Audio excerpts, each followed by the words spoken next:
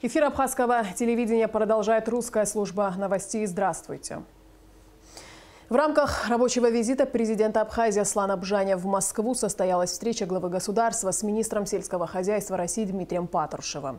Во встрече приняли участие первый вице-премьер, министр сельского хозяйства Абхазии Беслан Джопуа и первый заместитель министра сельского хозяйства Российской Федерации Джамбулат Хатуов. В ходе встречи обсуждались перспективы создания в Абхазии предприятий по переработке сельскохозяйственной продукции, вопросы восстановления и закладки новых многолетних садов субтропических культур, развития животноводства, птицеводства и рыбного хозяйства. Аслан Бжаня встретился с активом абхазской диаспоры в Москве. В ходе встречи, в которой также принимал участие посол Абхазии в России Игорь Ахба, глава государства подробно рассказал о прошедших встречах в администрации президента и правительстве Российской Федерации. Подробности в репортаже Ноны Кокускер. В ходе своего рабочего визита в столицу Российской Федерации президент Абхазии Аслан Бжаня изъявил желание лично поблагодарить представителей московской абхазской диаспоры за вклад по борьбе с вирусной инфекцией COVID-19. Руководству и членам оперативного штаба по сбору и доставке гуманитарной помощи в Абхазию в период острой фазы пандемии Аслан Бжаня вручил почетные грамоты. Глава государства отметил, что ситуация с распространением вируса в Абхазии все еще остается сложной. И этой проблеме была посвящена часть встречи с министром здравоохранения России Михаилом Мурашко. Россия и впредь будет оказывать помощь в борьбе с пандемией, заверил Аслан Бжаня. Президент также отметил, что будет решен вопрос поставки в Абхазию российской вакцины. В разговоре с министром здравоохранения и в администрации президента наши российские друзья выразили готовность оказать нам поддержку в плане поставок вакцины. Начнем, видимо, с определенной категории граждан, с врачей, с теми, кто непосредственно работает с больными, и с другими категориями. Будет определенный график. Будем просить наших российских коллег продлить время нахождения российских врачей военного госпиталя. Сейчас это пока до 15 января, а далее, я думаю, что нам пойдут навстречу и до того этапа, пока проблема не снижится, я думаю, что российские врачи будут находиться у нас. Аслан Бжаня проинформировал актив московской диаспоры по другим встречам в правительстве России. Все эти контакты, как отметил президент, стали возможными после недавней встречи с президентом России Владимиром Путиным, который дал прямые указания ведомствам по решению накопившихся проблем. Самое актуальное из них, наряду с пандемией, это состояние энергетической отрасли страны. На решение этого вопроса потребуется не 1,1 миллиарда, а по срокам не меньше полугода, подчеркнул Бжаня. Сейчас у нас ситуация такая. За 2020 год, за январь-февраль и 2 недели марта мы задолжали около 600 миллионов рублей Российской Федерации. Российская Федерация осуществляет переток по цене 2 рубля 70 копеек. В феврале, ориентировочно это будет 15 февраля 2021 года, станция становится, не станция, а деривационный канал становится на ремонт примерно на 3-4 месяца. Источник финансирования не определен. Это будет стоить примерно, как минимум, это будет стоить 1,5 миллиарда рублей, а может быть даже чуть больше. Но разговор был примерно такой. В 2017 году в острой фазе был вопрос, имеющий отношение к энергетике. Вы, наверное, это помните, когда парламент принял закон, там был некий подход, который был выработан Министерством энергетики Российской Федерации. Но после этого все застопорилось, и сегодня ситуация в энергетике стала еще хуже, чем 3 года тому назад. Аслан Бжаня рассказал и о своей встрече с министром транспорта России, в ходе которой обсуждалась перспектива открытия Сухумского аэропорта. Президент отметил, что есть инвесторы, которые берут на себя капитальный ремонт здания аэропорта, и определены также примерные сроки начала функционирования воздушного сообщения. Продуктивными назвал президент и встречу в Министерстве сельского хозяйства, в которой принимал участие первый вице-премьер, министр сельского хозяйства Абхазии Беслан Джопуа. Как известно, в данное время существуют проблемы с вывозом из Абхазии цитрусовых. Наряду с этим есть вопросы, связанные с функционированием контрольно-пропускного режима на границе по реке Псоу. Обговаривался также вопрос капитального ремонта пешеходного моста, соединяющего Абхазию и Россию. Президент отметил, что в российском правительстве обсуждался вопрос сотрудничества по линии МВД. В частности, сотрудникам правоохранительных органов будет повышена заработная плата на 80%.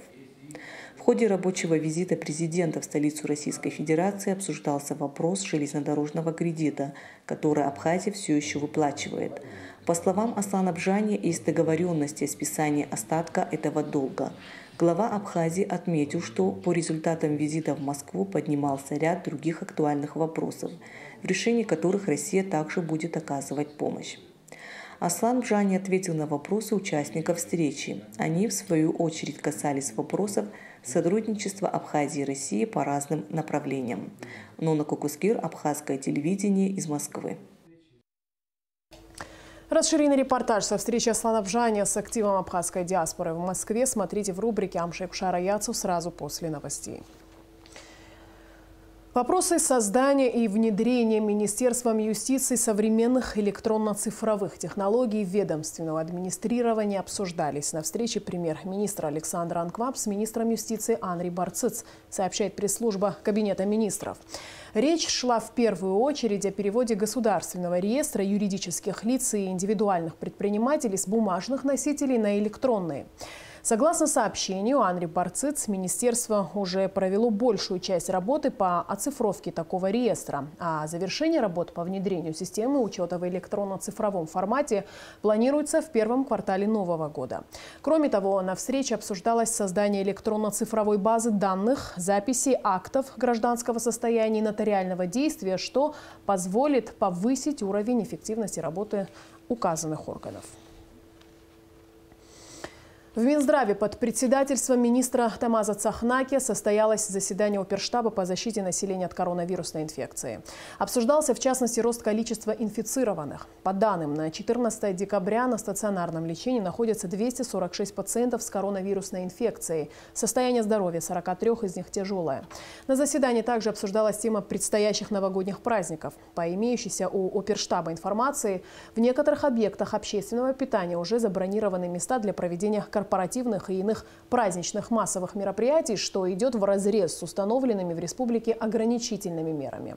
Оперативный штаб по защите населения от коронавирусной инфекции в очередной раз призывает население страны быть особенно внимательными к своему здоровью и здоровью окружающих, соблюдать все ограничительные меры, не посещать массовые мероприятия и провести новогодние праздники дома в кругу семьи.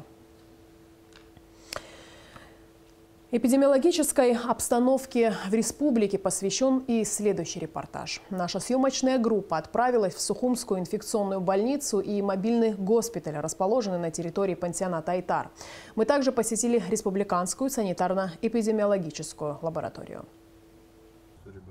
По словам специалистов, сегодня можно смело заявить, что коронавирусная инфекция пришла в республику со всей ее мощью. В день медики выявляют более 100 человек с COVID-19. Эпидситуация ухудшилась в разы в Гагре, Гали и в Ачамчирском районе. Как подчеркивают медики, связано это в основном с тем, что люди просто перестали соблюдать элементарные меры безопасности. Если в начале пандемии все старались не посещать массовых мероприятий и не выходить на улицу без особой надобности и средств индивидуальной защиты, то сейчас, по словам главного санитарного врача республики Людмилы Скорик, совсем другая картина. И какие бы меры ни предпринимались руководством страны, если так будет продолжаться, то эпидситуация будет ухудшаться с каждым днем. Мы не прекращаем праздновать мероприятия, мы не прекращаем участвовать в похоронных мероприятиях. Мы продолжаем веселиться и проводить день рождения, детские праздники у детей. Сколько бы наше правительство, сколько бы наше государство не принимало мер для того, чтобы находить деньги для лечения, для того, чтобы наши жители имели возможность жить, продолжать лечиться, обращаться в лечебные учреждения и так далее, мы не сможем остановить эту инфекцию, если каждый из нас не прочувствует, что инфекция распространяется только из-за того, что мы не соблюдаем основных мер профилактики. Очень часто люди после посещения массовых мероприятий приходят в пункты приема ПЦР-анализов, чтобы провериться на всякий случай. Из-за этого создаются очереди, что мешает процессу борьбы с COVID-19. Тем пациентам, которым действительно нужно это тестирование, то есть это группы риска, которые 65 и плюс, которым нужно принимать уже меры, у которых есть симптоматика, вот эти лица как раз и не могут попасть в ту зону ответственности Министерства здравоохранения. Теперь забор на ПЦР-анализы осуществляется только при предъявлении паспорта гражданина Республики Абхазия. Если человек не является гражданином страны, то анализы он будет сдавать на платной основе. Пациент с подозрением на COVID-19 должен пройти тестирование 2 раза в месяц. В течение всего этого времени обязательно находясь на карантине. То есть человек должен, сдавший анализ, 14 дней находиться на изоляции. Если он считает себя больным, сдавший анализ, он будет находиться 14 дней на изоляции. В первую очередь в республиканской лаборатории обрабатываются биоматериалы людей, которым нужно срочно выехать на лечение за границу, медиков из ковид-госпиталей, а также людей старше 65 лет. За последние 10 дней нагрузка на лабораторию увеличилась. В среднем в сутки здесь делают около 450 исследований. С некоторых пор анализы на ПЦР можно сдать только по месту прописки. Было решено, что вообще уже будут производить по месту прописки с паспортом, то есть на заборном пункте, и по месту прописки, по месту жительства в определенном районе, дабы избежать таких случаев, когда один пациент может сдавать в нескольких местах. То есть он сдает в одном заборном пункте, едет в другой заборный пункт, потом в третий заборный пункт, и за один день он может сдать несколько раз. Такие случаи у нас бывали, просто непонятно, для чего это делается, но дабы снизить даже вот такую нагрузку лишнюю на нас, мы решили, посоветовали, и к нам прислушались, и теперь это будет, в общем-то, делаться по районам. На сегодняшний день в Сухумском мобильном госпитале проходит лечение 58 человек, из них 4 в тяжелом состоянии. Всего за весь период здесь прошли лечение 250 больных коронавирусной инфекцией. Проведено около 3500 ПЦР-исследований. У нас 12 аппаратов искусственной вентиляции легких, с медикаментами никаких проблем нет, есть все необходимое. Мы принимаем жителей со всей Республики Абхазия и также с других районов. Помимо Сухума. У нас более 100 человек медицинского персонала. Если быть точным, 114 человек. Эти врачи находятся в мобильном госпитале с конца октября. На вопрос, какая у них по счету смена, затрудняются ответить. Я врач-реаниматолог. Сменно уже по счету, честно говоря, сбился. У нас по 12, по 15 смен бывает. У нас обычно на 5 коек. В среднем по 4, по 5 пациентов. Самые тяжелые обычно лежат. В Сухумской инфекционной больнице пациентов с каждым днем становится все больше. Свободных койко-мест здесь не бывает, а их около 35. Ситуация тяжелая, естественно, и в нашей больнице, и во всех остальных учреждениях в том числе. Тяжелая тяжесть в чем заключается? Очень много больных.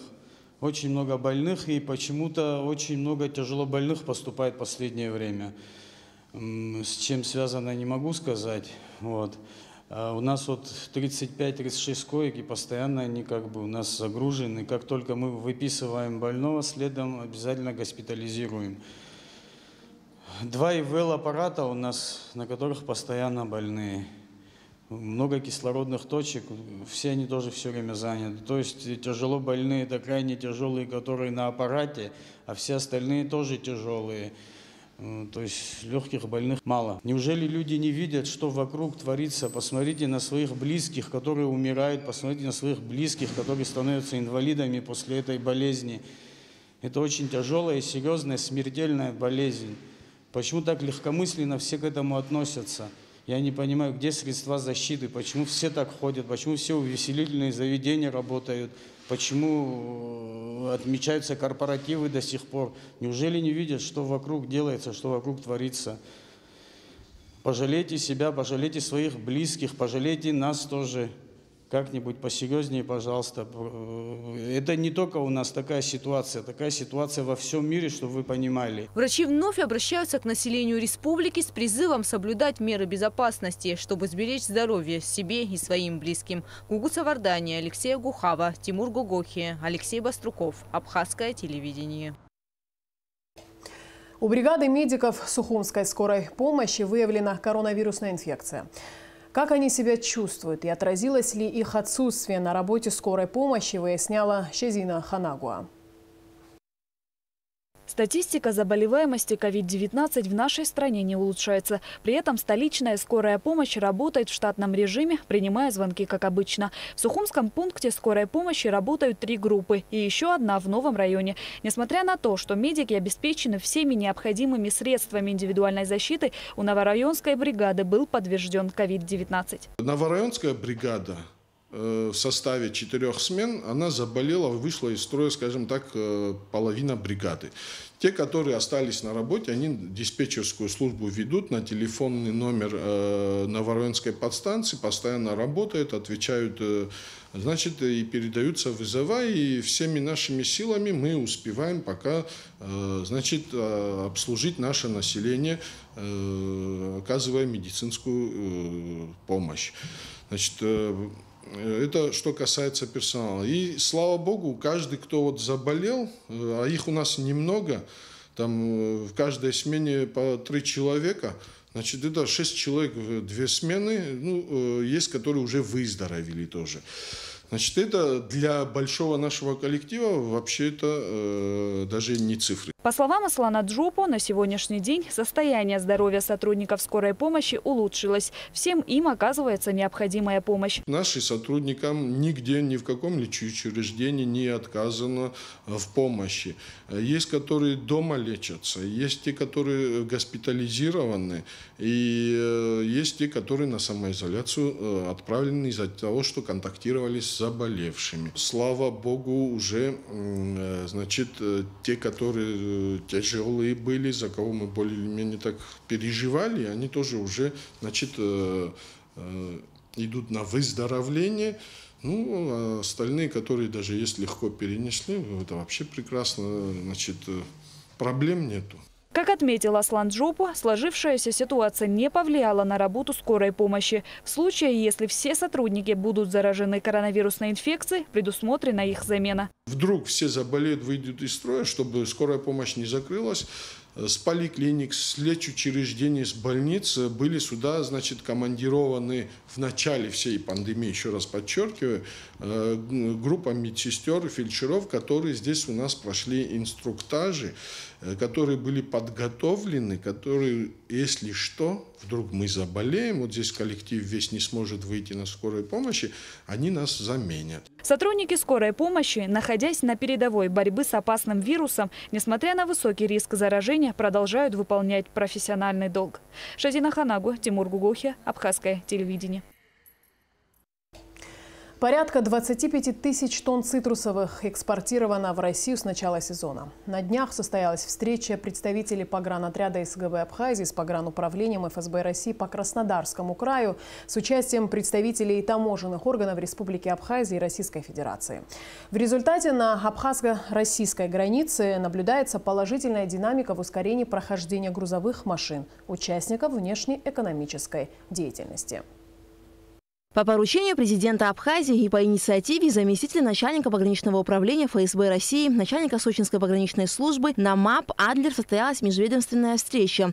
Представители таможенных и погранслужб Абхазии и России обсудили вопросы ускорения пропускной способности на многостороннем автомобильном пропускном пункте Адлер, а также упрощение таможенных формальностей для крупных экспортеров цитрусовой продукции. Российские коллеги ознакомили нас с условиями службы на данном пункте пропуска, показали имеющиеся возможности для того, чтобы организовать эффективное взаимодействие с нашей стороной, а также упрощенные возможности пропуска автотранспорта. Было отмечено с нашей стороны, что уже несколько дней, предшествовавших данной встрече, и на момент встречи никаких очередей грузового автотранспорта не имело места. Для ускорения прохождения таможенных формальностей была внедрена практика, при которой каждому крупному экспортеру выделена отдельная проезжая линия, как на абхазской стороне границы, так и на российской. Это позволит не допустить хаотичности в расстановке автотранспортных средств участников внешнеэкономической деятельности по экспорту сельхозпродукции. Следует отметить, что наблюдается уже положительная динамика в ускорении прохождения абхазо-российской границы данными участниками ВЭД. Так, на 13 число, то есть за день до встречи это уже готовилось, прошло границу 203 грузовые единицы, соответственно 951 тонна мандарин. 14-го 210 единиц грузовых автотранспортных средств, это 1241 тонна. И 15 числа 232 единицы грузового транспортного средства, это 1059 тонн, без образования каких-либо заторов на границе.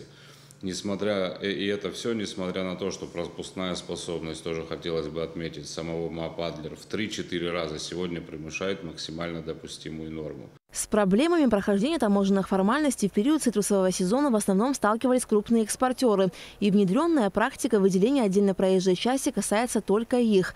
Теперь процедура прохождения большегруза в обе стороны границы занимает 5-6 часов, без ущерба качеству проводимых контрольных мероприятий на границе. Например, за декабрь месяц, у нас в среднем проходило машин где-то 200, 170, 150 машин в среднем, но прохождение границы занимало порядка более суток.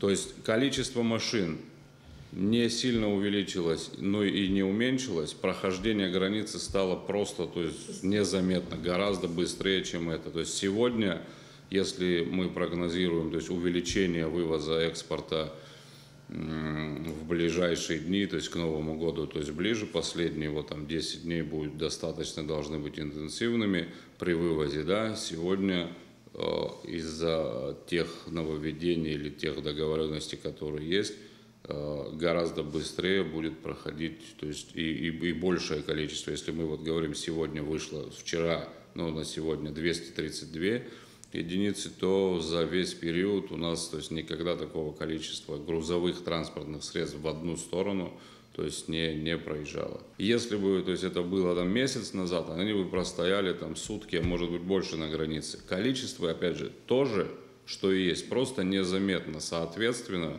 можно увеличивать количество вывозимых продукций для того, чтобы не нагружая границу, несмотря на то, что она максимально загружена, просто работа служб из-за скоординированности обоих сторон стало максимально, из того, что возможно было сделать, максимально, так скажем, прозрачной, быстрой и качественной. В ходе межведомственной встречи стороны договорились о максимальном взаимодействии государственных контролирующих органов, представленных на абхазо-российской границе. По линиям служб были затронуты вопросы, необходимые для того, чтобы более эффективно осуществлять взаимодействие.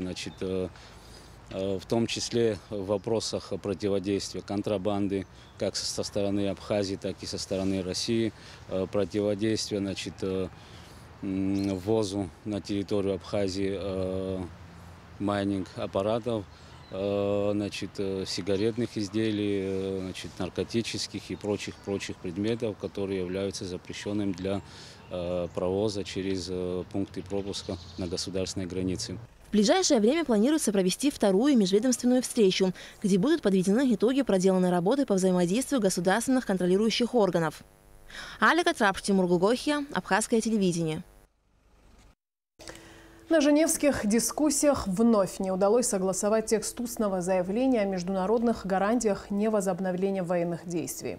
В Министерстве иностранных дел Абхазии состоялась пресс-конференция, посвященная итогам 51-го раунда международных дискуссий по безопасности и стабильности в Закавказье, который проходил в Женеве 10-11 декабря. Репортаж Гугуцы Вардания. На сегодняшний день женевские дискуссии – это единственная площадка для диалога Абхазии, Южной Осетии и Грузии. Во встречах также участвуют представители России, США, ООН, ОБСЕ и Европейского Союза. Главная цель переговоров – обеспечение безопасности и стабильности на Южном Кавказе. Абхазская делегация постоянно подчеркивает факт непрекращающегося наращивания военного потенциала Грузии. Однако за все эти годы так и не удалось достичь положительных результатов в вопросе подписания документа о неприменении силы против Абхазии. Существует такая вот двоякая позиция грузинских коллег, которые пытаются подменить понятия и исказить существующую реальность, в результате чего мы не можем прийти к общему знаменателю на протяжении долгих лет. Что касается нашей точки зрения, с которой солидарны как осетинские, так и российские коллеги, значит, она заключается в том, что Грузия неоднократно выступала в качестве агрессора в отношении Абхазии и Южной Осетии. На протяжении многих лет это происходило. И по нашему глубокому убеждению именно Грузия должна взять на себя обязательства о неприменении вооруженной силы в отношении наших двух республик. Ну, к сожалению, и на этом раунде нам не удалось убедить наших грузинских оппонентов в необходимости согласования и дальнейшего подписания документа о неприменении силы. Хочу отметить, что на данном этапе речь не идет о подписании полноценного соглашения. Пока что речь идет всего лишь о согласовании устного совместного заявления всех участников женевских дискуссий. Но даже такое устное соглашение о неприменении силы грузинская сторона не готова подтвердить. По словам участников абхазской делегации, все эти годы Грузия ничего не предлагает, а лишь вводит процесс переговоров в тупик. Это мешает выступать представителям Абхазии и Южной Осетии на других международных площадках. Проблема женевских дискуссий состоит в том, что я вот проводил параллели с предыдущим нашим переговорным процессом, который длился с 1993 года, сразу после окончания войны в Абхазии, до 2008 года. Значит, тогда у нас были подписаны двухсторонние соглашения с Грузией, где четко были обозначены стороны конфликта, были обязательства этих сторон обозначены и так далее. Этот процесс проходил под эгидой ООН при посредничестве Российской Федерации. Тогда это все было делать намного проще, потому что были определены стороны и их обязательства. Сейчас в новом вот этом женевском формате, который возник в результате событий 2008 года, то есть единственная ссылка, на основе которой мы ведем работу, это 6-й пункт Медведева-Саркози. Ну, вы знаете небезызвестный план Медведева-Саркози. Так вот, в 6-м пункте там говорится о необходимости начала полноценного диалога по обеспечению безопасности Абхазии и Южной Осетии. Вот это, пожалуй, единственный документ, на основании которого эти дискуссии были начаты. Но не существует, в дальнейшем не было создано ни одного регламентирующего документа, в котором были бы отражены стороны конфликта. Ираклий Тужба отметил, что проблема в том, что грузинская сторона пытается манипулировать обстоятельствами и отрицает существование грузино-абхазского конфликта. Они говорят о том, что существует некий, вымышленный, по нашему мнению, конфликт между Грузией и Россией, и, соответственно, они призывают российские власти взять на себя обязательства по неприменению силы. Но, естественно, с таким подходом мы категорически, ни мы, ни российские коллеги, ни юго-осетинские не согласны. И вот в этом вот именно заключается проблема и тот тупик, в котором мы находимся. В ходе 51-го раунда женевских дискуссий ее участники, за исключением грузинской стороны, оценили ситуацию в Абхазии как стабильную и безопасную. За последний период времени не было отмечено каких-либо серьезных инцидентов. Тем не менее, мы заявили о том, что не прекращаются постоянные попытки незаконного перехода государственной границы со стороны Грузии, в результате чего достаточно большое количество граждан задерживаются, в отношении них выносятся административные штрафы, в основном это административная ответственность, но бывают рецидивы, когда люди получают реальное уголовное преследование и отбывают сроки наказания. В рамках женевских дискуссий была обсуждена еще одна тема – преступление, имевшее место в городе Гал 30 сентября, когда гражданин Грузии Ираклий Бебо умышленно поджег полотно, символизирующее национальный флаг Абхазии. 7 декабря текущего года он был приговорен к 9 годам лишения свободы. Это вызвало не очень адекватную реакцию со стороны наших грузинских оппонентов. Хочу напомнить, что были ряд заявлений сделаны со стороны представителей СГБ Грузии, которые потребовали немедленного освобождения господина Бебуа и заявили о том, что этот арест носит незаконный характер.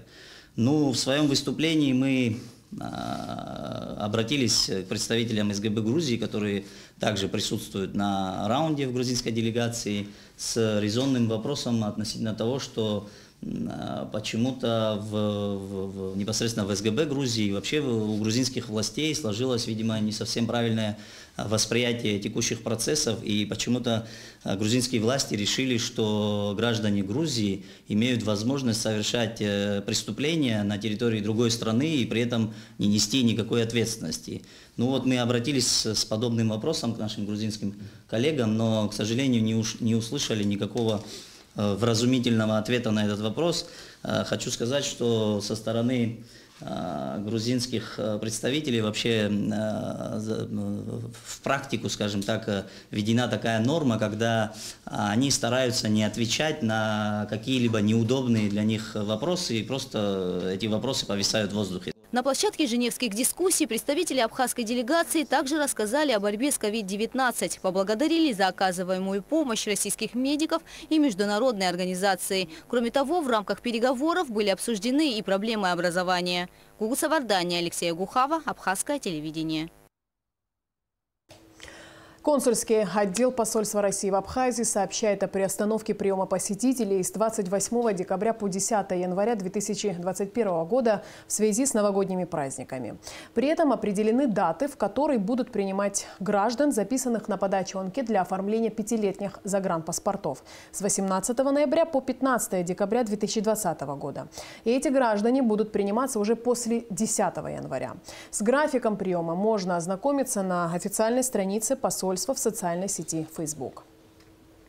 А сейчас информация о погоде. По сообщению синоптиков, в Абхазии ожидается облачная с прояснениями погода, временами небольшой дождь. Температура воздуха ночью плюс 3-8, днем 5-10 тепла. Температура морской воды плюс 14.